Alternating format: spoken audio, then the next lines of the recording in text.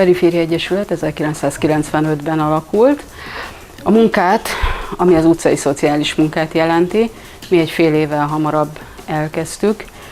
94-ben fiatal szociális munkások voltunk, kijöttünk a főiskoláról, és azt láttuk, hogy utcai létben vannak hajléktalanok, akikről igazán senki nem gondoskodik, és ez a szakmai terület hiányzik a városban. És mi elkezdtük szociális munkásként velük fölvenni a kapcsolatot, tájékozódtunk a helyzetükről, a szükségleteikről, és elkezdtünk járni az utcákat, és kivinni olyan adományokat, amivel egy picit könnyebbé tehettük az életüket. És aztán arra gondoltuk, hogy hát lehetne ezt szolgáltatásként is működtetni, viszont akkor fölmerült az, hogy erre valamilyen forrásra is szükségünk lesz. Kezdetben sikerült olyan támogatókat találni, akikkel elindult a munka, és 97-ben elnyertünk egy FÁR pályázatot, ami ugye az Európai Uniós alapok előkészítő pályázata volt, és abból tudtuk igazán kialakítani az utcai szociális munkaszolgáltatást hajléktalanokkal, és ott tudtuk az első szociális munkást foglalkoztatni. 99-ben indult a gyerekprogramunk, ezt követően pedig utcai helyzetekben utcai prostitúcióból élőkkel találkoztunk, itt a belvárosi övezetekben. Elkezdtük az utcai munkát ezzel a célcsoporttal, ez sokban eltér a hajléktalanoktól, hiszen itt nem a napi szükségletek kielégítése a fontos, hanem az ártalomcsökkentés, illetve a szociális és egészségügyi segítségnyújtás. Klasszikusan 3 tevékenységi elem van, amit így a hajléktalanok felkutatása érdekében végzünk.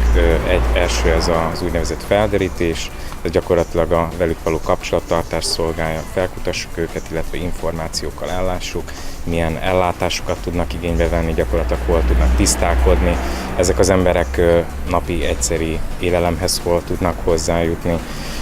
Másik ilyen tevékenységei elem ez az iroda, ami éppen látható, tehát gyakorlatilag az ügyeiket hol tudják elintézni, ellátásokhoz, segélyekhez, postájukhoz, hogyan tudnak hozzájutni.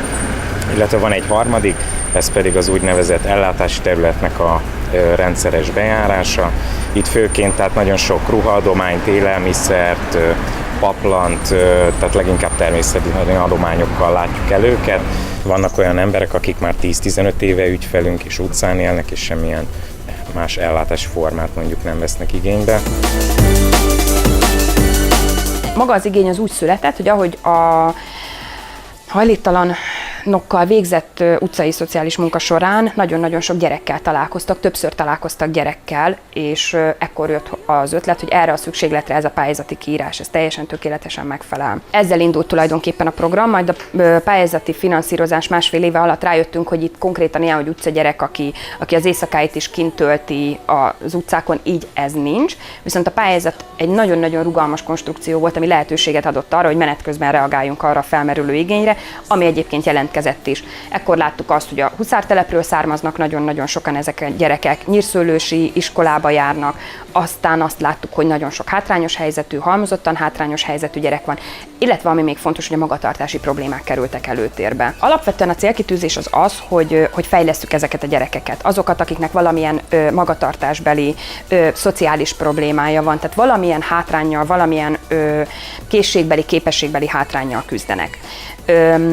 Nagyon fontos abban, hogy itt teammunkában dolgozunk együtt, pszichológussal, fejlesztőpedagógussal, drámapedagógussal, gyógypedagógus vesz részt, védőnő vesz részt, pedagógus van a teamben, természetesen szociális munkások, szociálpedagógus. Azok a foglalkozások, amiket mi tartunk, drámapedagógiai foglalkozást tartunk a kicsiknek, illetve folyamatos játszóházat, fejlesztő játszóházat, ez elsősorban készség és képességfejlesztésről szól.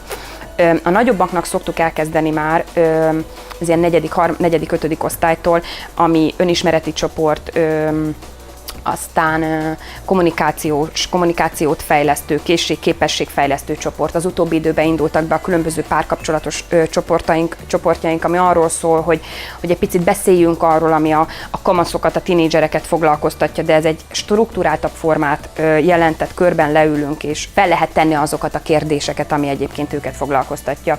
Aztán pályaorientációs csoportot szervezünk, amiben ezek a gyerekek meg tudják találni azt, hogy merre tovább a továbbtanulással, illetve különböző drogprevenciós, kábítószer-prevenciós programokat.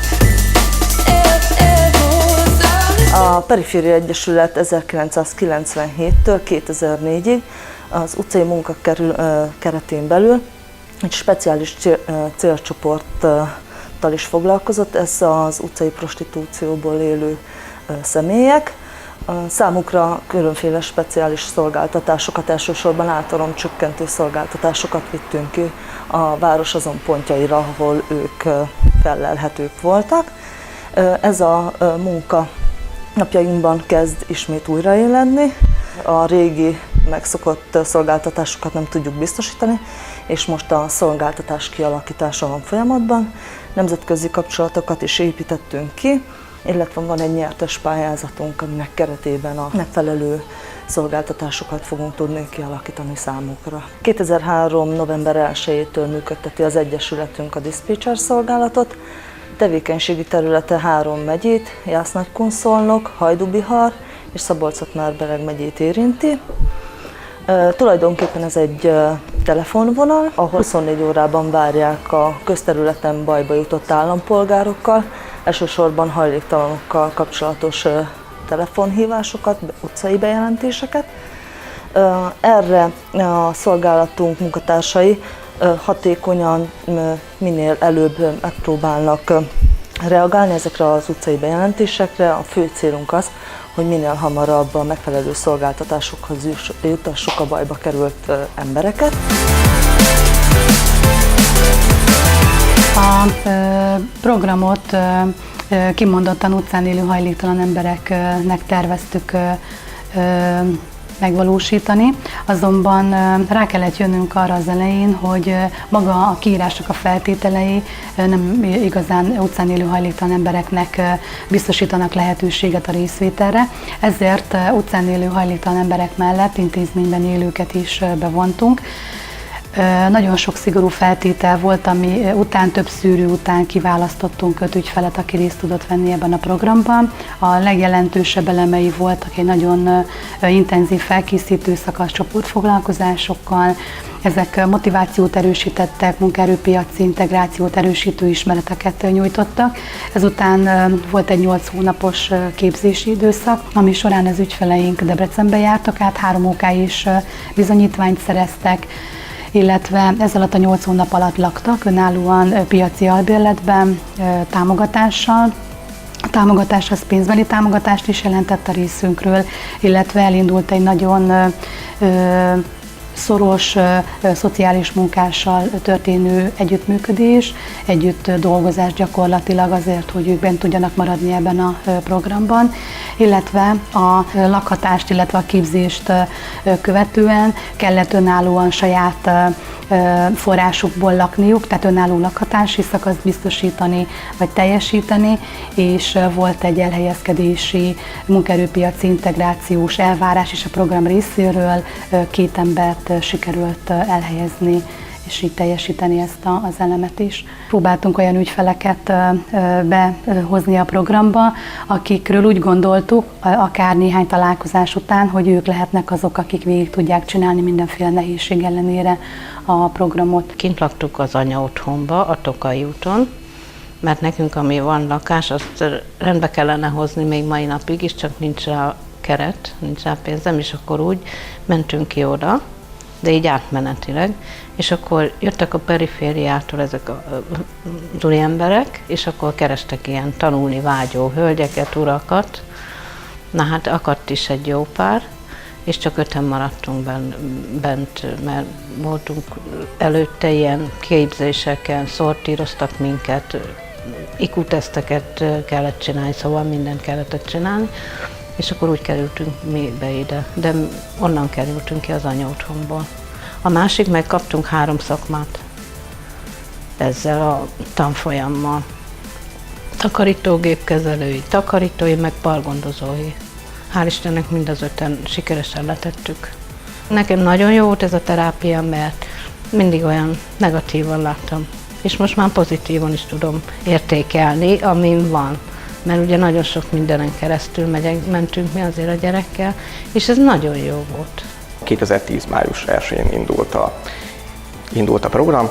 A célunk az volt, hogy a program kezdetére 5 olyan ügyfelet választunk ki, akik a 2 programot végig fogják vinni. Az elsődleges célunk az volt, hogy utcán illetve tesztelen ügyfelek közül válogassunk, ennek azonban nehézségei voltak, és más irányba is el kellett indulnunk. Ennek egyik fő területe volt az anyaotthonok. Nyíregyházán 2 anyaotthon jött számításba, mind a 2 intézménybe elmentünk a lakhatási foglalkoztatási referens kollégámmal.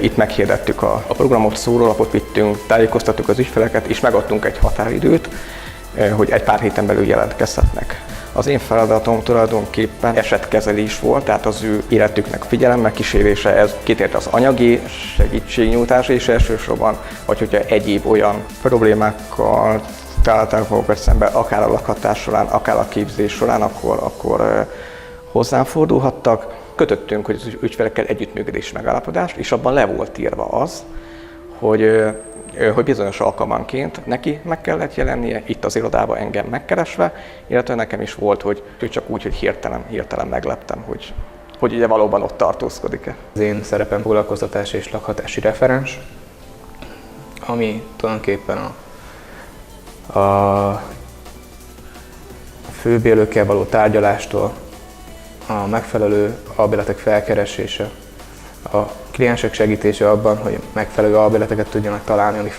rentábilisak, fenntarthatók hosszú távon, akár a projekt lezárása után is. De a képzővel való kapcsolattartás, a munkaerőpiacra való reintegráció esetében mindenféle álláskeresési technikáknak a fejlesztése, ehhez szükséges tréningnek a közös megalkotása a tréningező céggel. Tehát elég hosszadalmas, összetett folyamat volt ez, ami azt jelentette, hogy a projekt teammel és a kliensekkel is folyamatos kapcsolattartást kellett megvalósítani.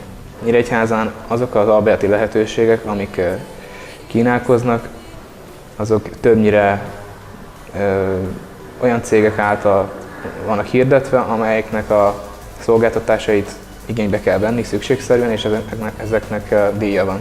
Tehát magánemberek ritkán hirdetnek is, akkor legalább 2-3 havi kaucióhoz ragaszkodnak. Erre még rárakódik az, hogy a számlaadási kötelezettségeknek viszonylag kevés ember felel meg, tehát ez is szűkíti a feltételeket, és még az az emberi faktor is, hogy ezen adnak ki albérleteket olyan embereknek, akik rászorultak. Nagyon fontos volt a számunkra, hogy egy olyan albérletet tudjunk közösen kiválasztani az ügyfelekkel, amelyek hosszú távon is fenntarthatók. A lakás az nem csak egy olyan hely, ahol az ember megalszik, hanem az egy otthont kell, hogy jelentsen, és ez nagyon fontos már csak a projekt szempontjából is, mert 8 hónapon keresztül ezek az emberek képzésbe jártak. Ehhez egy megfelelő háttér kell, egy nyugalmat nyújtó sziget, ahol nyugodtan tudnak készülni ezekre a vizsgákra, meg a mindennapi megterhelésre. Magáról az emberről szól, és hát ugye az ember az egy elég bonyolult lény, és a hajléktalanságában nagyon sok veszteség éri, és ezeket a veszteségeket valahogy át kell tudnunk fordítani nyereségekbe. Na ez egy egészen küzdelmes út, de annál az 5 embernél, aki benne volt ebben a projektben, náluk ez sikerült.